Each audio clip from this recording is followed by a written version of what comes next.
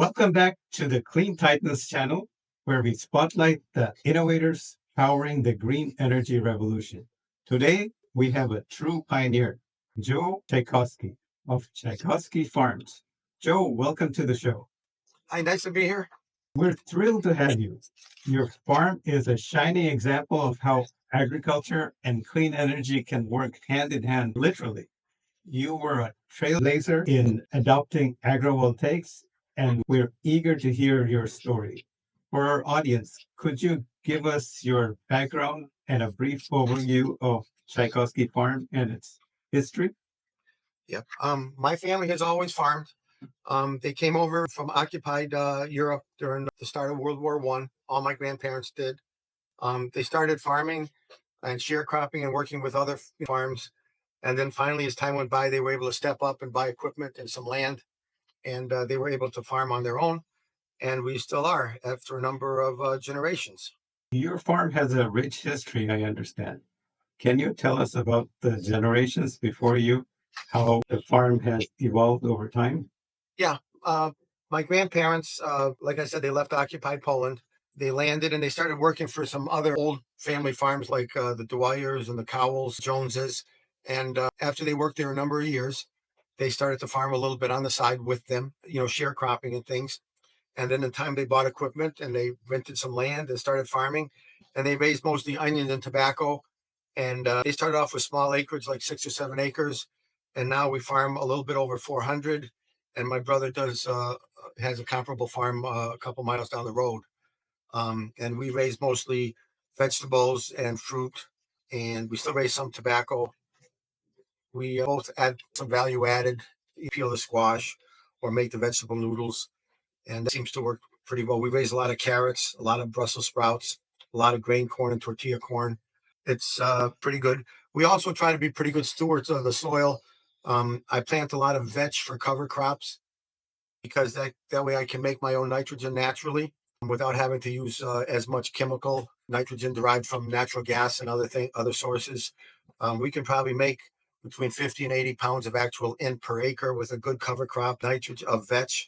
We also do a lot of rotational crops where if we raise different crops, we keep moving them around because that way it makes it harder for the bugs and diseases to build up to a level where they'd hurt the crops. We're good to the soil. We try to build organic matter as well as we can. We're in a good area to grow vegetables and a good area to sell vegetables. So that's pretty good. We work with a lot of schools. We work with the Boston schools, Springfield, Massachusetts schools, Chicopee. We do a little bit with Hartford and Worcester. We work with Greenfield schools. We also work a lot with colleges like UMass and through other distributors like Costa who go to schools like Tufts at Harvard. So a lot of our vegetables are going out to feed children in New England.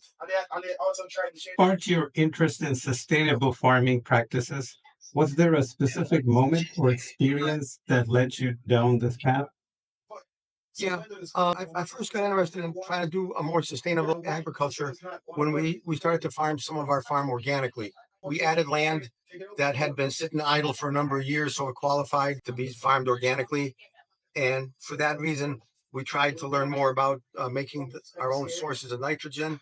We tried to do better with rotation. We tried to do better with having a healthy soil. And that background in farming about 100 or 120 acres organically is what's led us to try to be more sustainable. There definitely is a lot of reasons for that, not only financial, but it's also, I think it makes us better stewards of the soil than just, with all sorts of chemicals and unnatural resources, which in time, for instance, if you fumigate your soils a number of times, you not only kill all the bad pathogens, you also kill all the good soil microbes and everything. And it does in time catch up with you and the quality of your crops. And it makes it more difficult because the soil is really there just to hold up the plants after a number of cycles of fumigation. Now let's talk about your groundbreaking work with agrivoltaics. You were one of the first, if not the first in the country, and definitely the first in Northeast, to combine vegetable and fruit crops with solar panels. What inspired you to explore this innovative approach? Well, we had put a number of solar panels on the facility where we pack our carrots. And we only pack carrots about 5 months of the year. So that left the other months to actually show up as a credit on my power bill on that area. So it was kind of nice. Instead of getting an electric bill, we had a pretty sizable credit, which helped. So that was fine. And after a couple of years, maybe 4 years, the project was paid for, and it was all rather than going out. And so one of the companies we worked with stepped up to make suggestions about trying to do some dual use agrivoltaic. We had a little trouble with the state because they had a lot of rules, and some of the land was in a viability covenant where we couldn't really do anything on it for a few years. But after that covenant sunset and expired, we were able to move forward to do the dual use agrivoltaic. And we now have 445 kilowatt DC dual use agrivoltaic on one field. We hope to double that this December. There's 832 modules on that field. And this December, we should be able to double it. And we also will probably do another one on Route 47, which is going to be substantially larger. And we will continue to farm under that land, whether it's under the panels or not.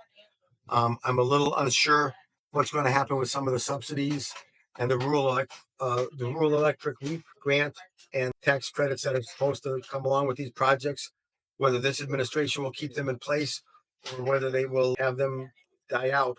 But either way, I still want to go forward with both projects. Great.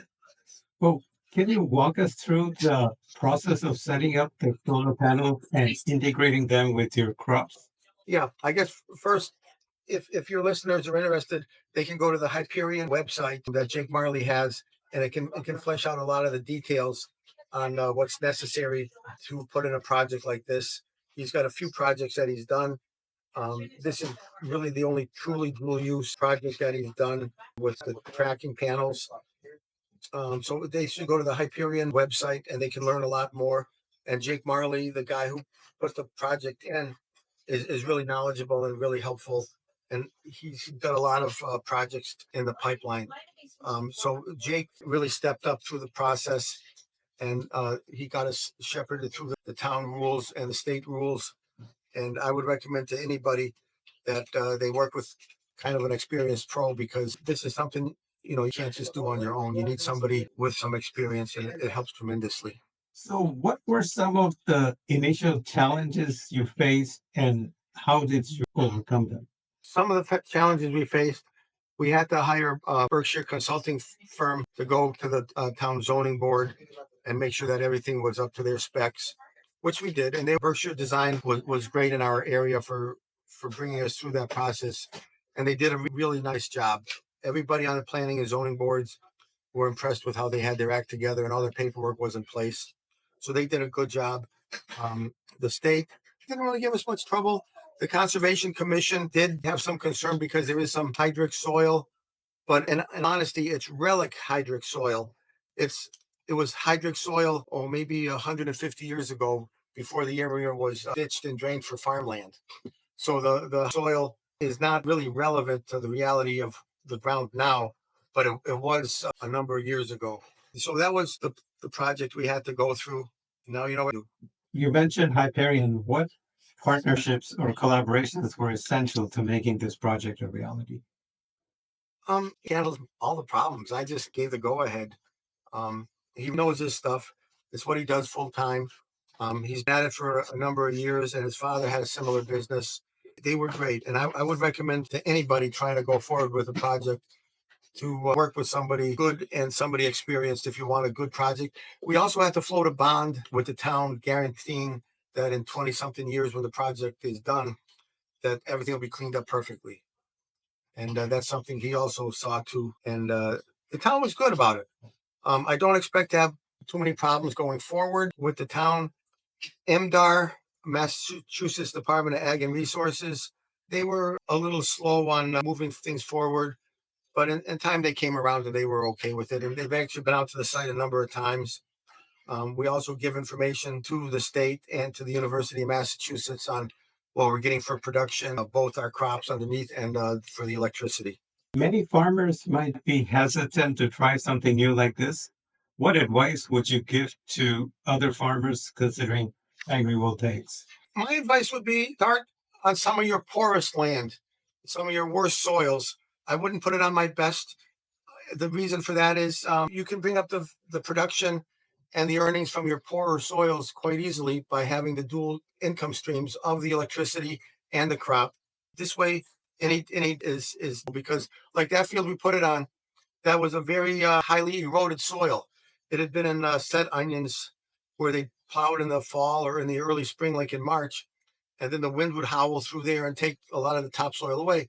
So we put it on some land that was actually pretty poor, very little topsoil, mostly subsoil, and the crops underneath it lots of times would burn out in the summertime. And now with the panels, they are much less likely to burn out because they're shaded a little bit. I think the yields and the crops I'm getting are actually better under those panels than they would have been without them. And we also farm alongside of it, and the yields really aren't much different. I think, especially if you were farming further south and in drier areas, I think you could actually help your crops and their yields by having them protected a little bit by the panels. When it's hot, and super sunny, your plants have to work very hard to transpire water, to bring water from the roots and bring it up through the vascular system and transpire through the leaves to keep the plants supple and alive. Um, the plants actually, too much sunshine on certain varieties of plants is actually a negative. So you're saying the plants have to sweat if it's too hot and sunny? Yeah, basically because their leaves will turn into crispy things and the plant will perish. A plant tries to keep a little layer of humidity right next to the leaf to protect it. And when it's really sunny and really hot and low humidity, those plants have to spend a lot of their energy transpiring water to protect themselves. So with the solar panels, they don't have to work quite as hard.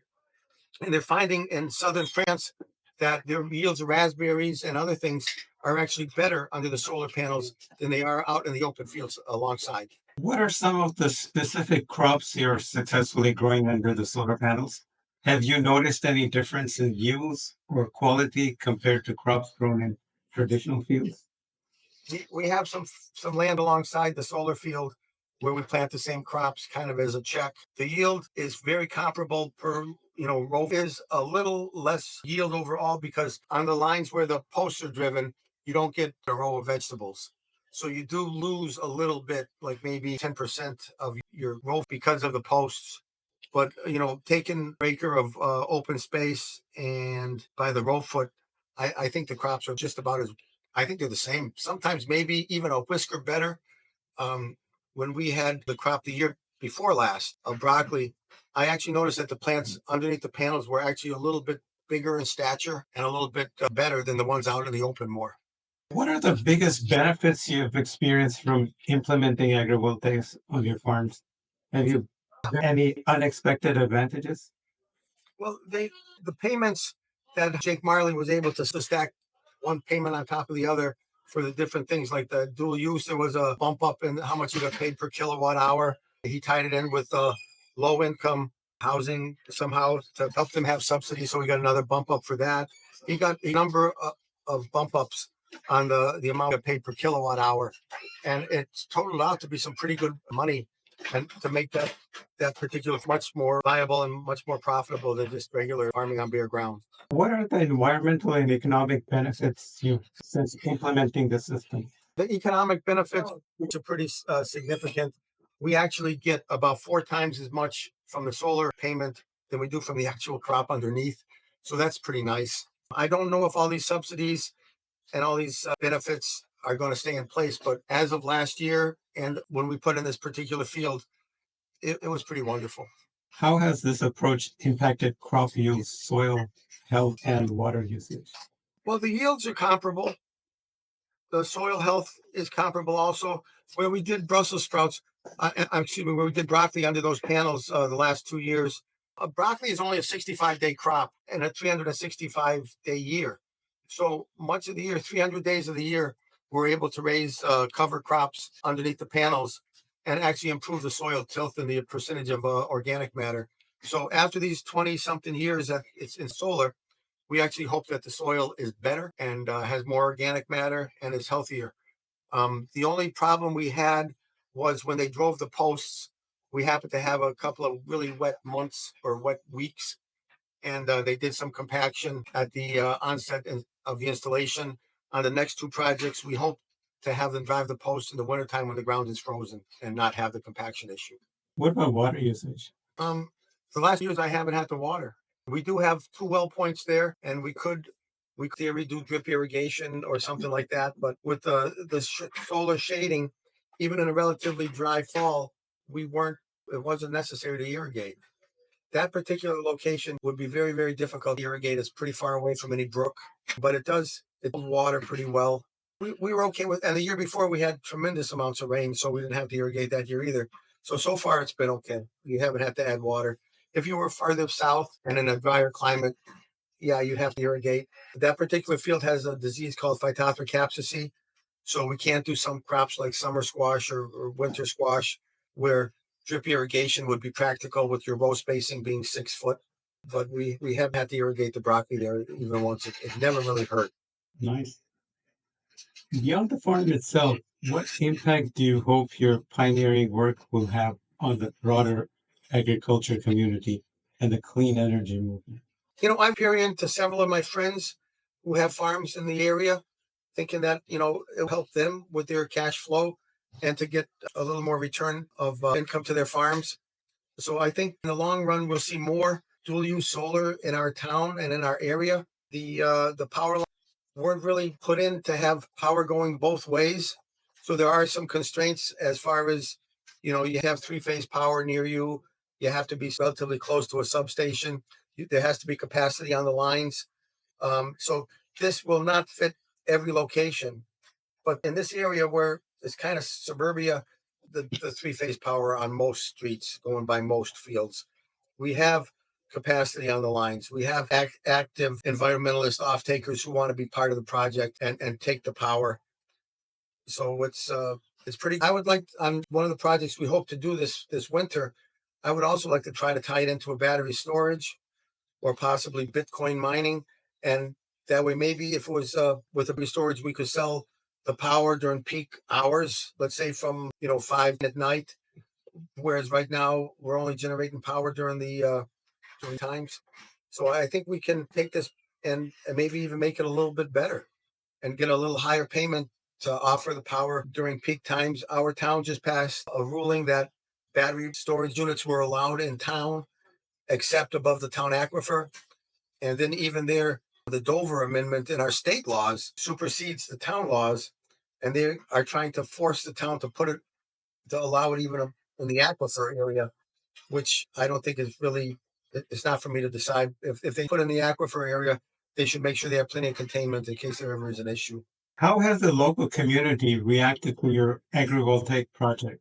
Have you seen any increased interest in sustainable farming practices in the area? Well, like I said, a few other farmers, a handful of other farmers, I mentioned to Jake Marley and mentioned the farmers and told them about Jake. So they are trying to do more with him. And some of those projects are well along in the approval phase. What else? I think I'm going to be okay.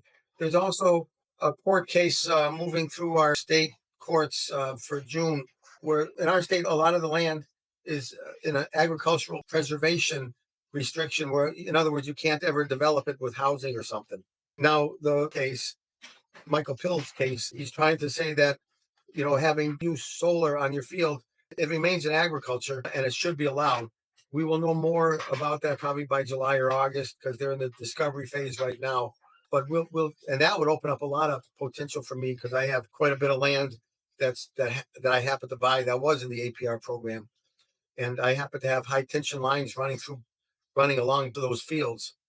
So hopefully they'll allow it. Um, it doesn't change our tax rate. It still taxes agricultural land, and the taxes on the private property of the solar installation itself is paid by the solar. So it hasn't really changed my tax situation on the farmland at all. It's good. Nice. What are your thoughts on the future of farming and the role that clean energy technologies like agrivoltaics will play? That's a good question. I think if you take a couple steps back from the situation and do some homework, there's tremendous progress being made on the whole power grid.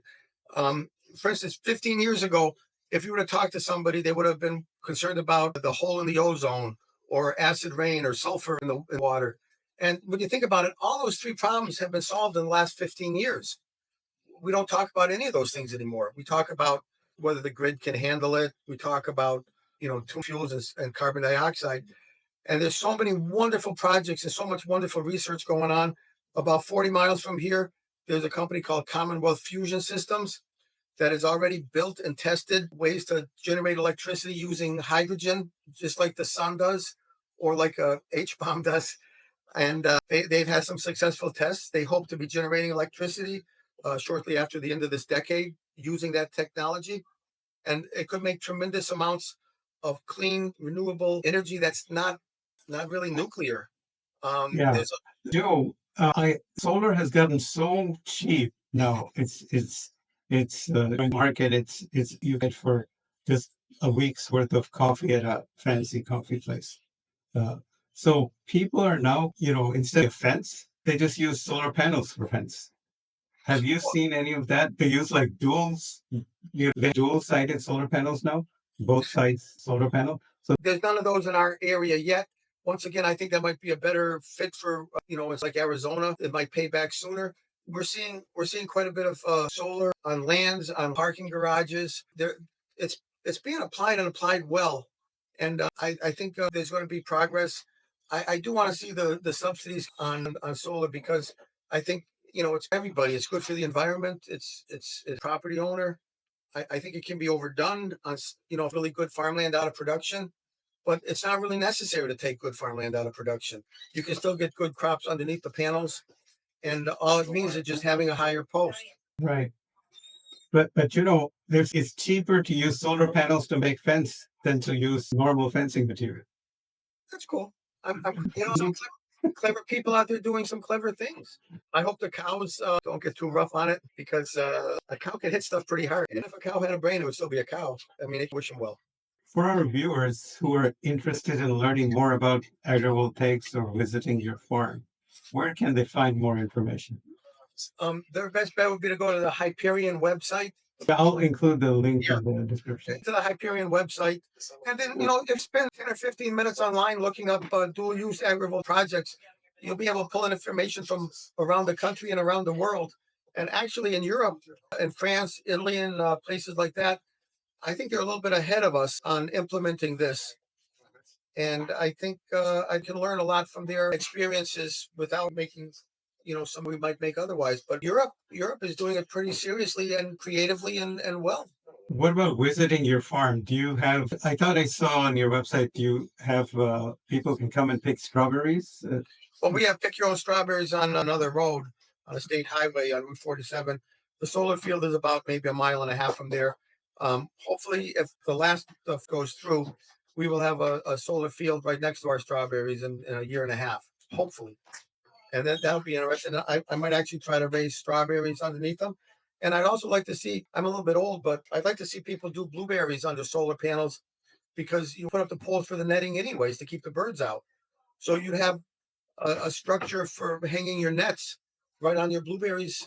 And it could be super beneficial because sometimes we probably lose about 30% of our blueberries to the birds. And if we had the posts from the solar field, we could put the netting up with just the cost of the netting instead of the cost of the posts. And I don't think the blueberries would really care a heck of a lot, to have solar panels above them. It might actually be good because you could kind of hold the crop and come into a time in the market when other people don't have their local blueberries.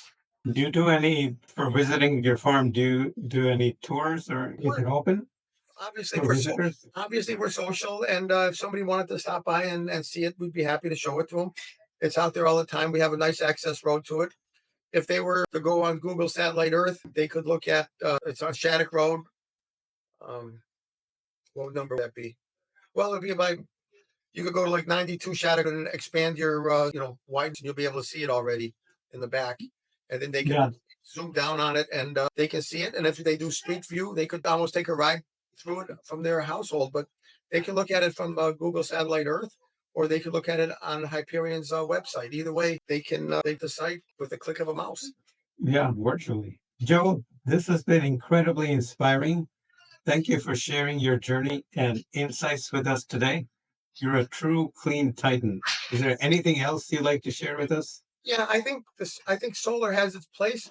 I think solar won't be the lead or the king in the long run, There's so much wonderful research going on so different areas that I think in 25 years we'll have additional clean, friendly ways of getting energy, just like they solved the problems with the acid rain and then the hole in the ozone.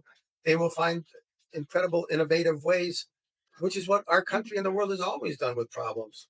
Yeah, People are human ingenuity. yeah, people are out there. I don't think the government's really going to solve the problem, but I think innovators, I mean, there's wonderful, innovative stuff going on. I think looking back in 20 years from now, people are going to be very, very surprised how human has done a great job and doing a nice job of providing energy and a better quality of life for almost all on the planet. I think I know. Just for solar, the prices have gone down 99% in the last couple of decades. And they've improved. They keep getting better and better.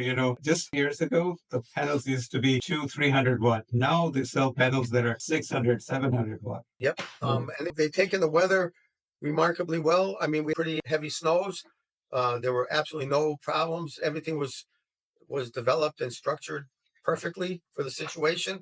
Um, I'm impressed with a lot of the work from the developers and the people who design the panels.